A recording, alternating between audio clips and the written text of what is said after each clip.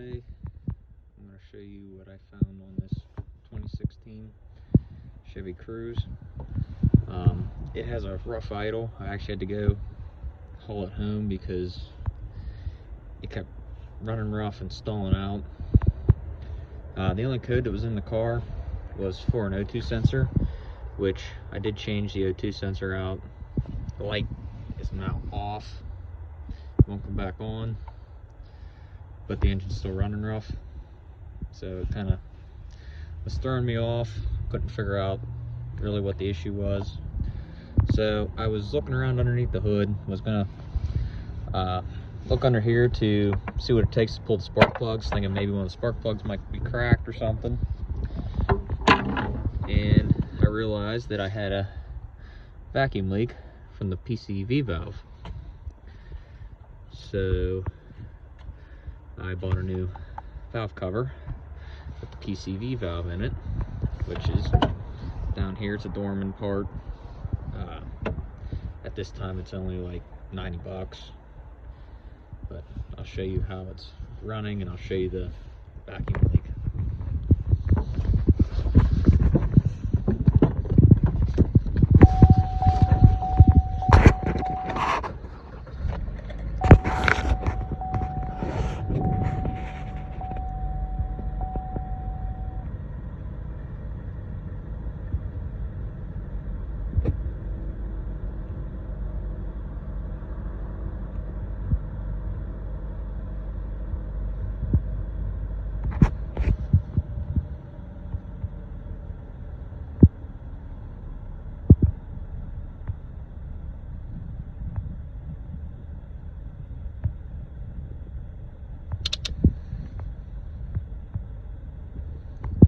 The lights are dimming in the car and everything from the rough idle.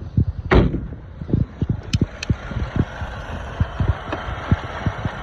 don't know if you can see that it's shaking and everything, but here's this vacuum measure.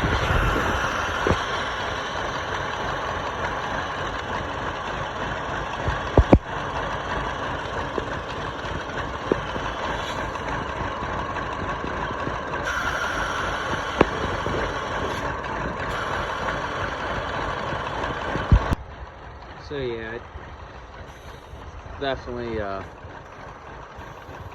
got a leak there. So I'm going to shut it off and start getting ready to tear it apart. Alright guys, to take this valve cover out, obviously you got to take a top cover off that I already had removed. You got to take the oil cap off. Remove your dipstick. It takes a T30 to remove your coil packs. Take this wiring harness off the back. Take this wiring harness off over here.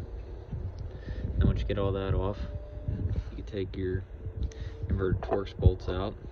It is a E12. Take those out. So I'm gonna start removing some of this stuff and I'll come back to you guys.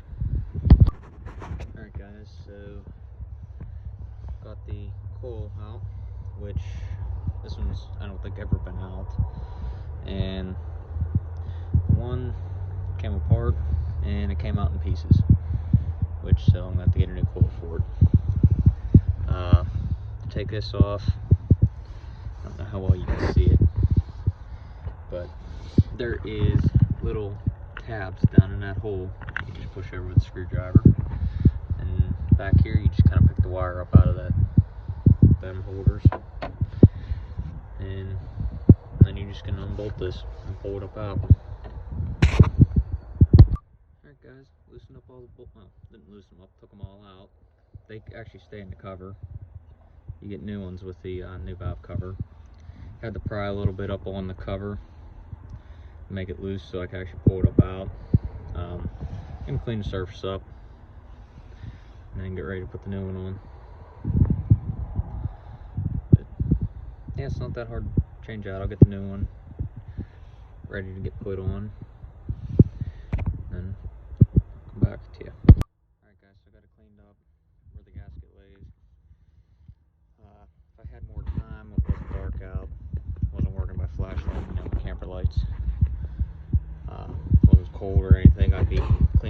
ports and stuff. But I just pretty much cleaned where the gasket's gonna lay. And it's time to put the new one on.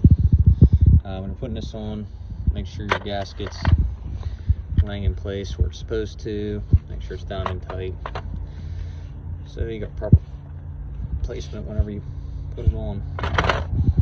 So I'm going to try to do this one-handed. Put it on. Be careful when you are putting this on, you don't slide it on top of the engine or anything. Don't roll that gasket. That way it has good contact.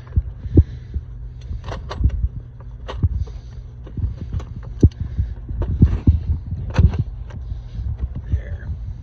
And then I'm going to go around, run these bolts down, and then I'm going to torque them cross pattern. Alright guys, so new valve cover's in. It's time to put your wires back in place, which they just slide up and snap in.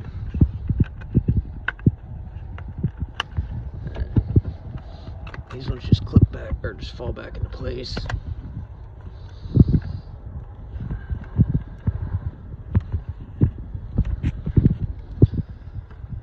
That clip just slides back on over there. And then put your dipstick back in, put your oil plug, or your oil cap back on. I gotta go get the coil. Actually, I'm gonna run over there and get it right now. And I'll put the coil back in. Alright guys, so I did not realize this until I went to go put the oil cap on. But you need this spout for your oil cap, which there's a tab on each side. You gotta pry up on them and slide it on.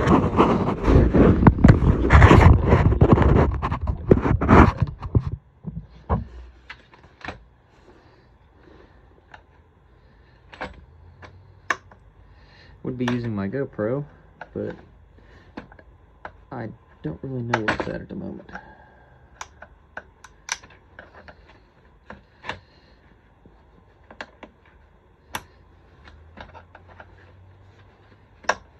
And that's off.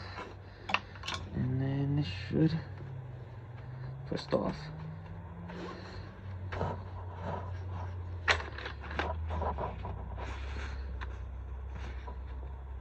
There we go.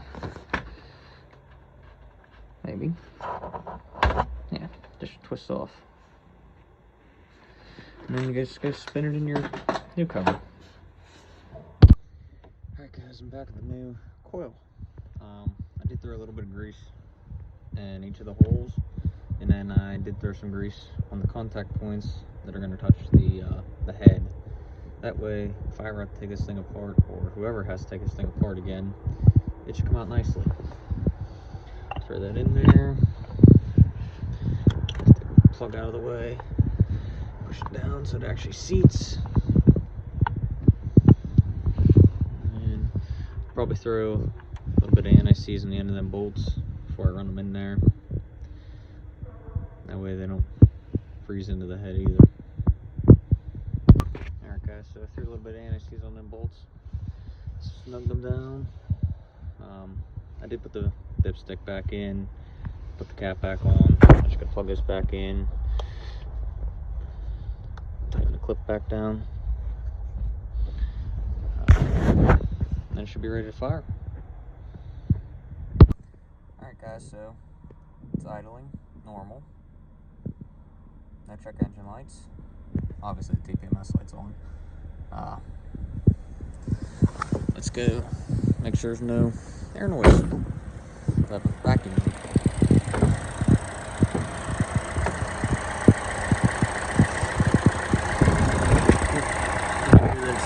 Quiet. Nothing. Engine runs smooth. Good to go. Alright guys, so I hope this video helped you guys out. Like I said, it was a boost leak or a vacuum leak. Didn't have any codes other than originally had a check engine light for O2 sensor, which after I changed the O2 sensor, that code went away, but engine still ran like crap. So I had to find where the vacuum leak was, and that PCV valve fixed it. It wasn't too hard to change out, depending on how much you clean up. I could do it half hour, 45 minutes. Any questions? Ask in the comments. Bye.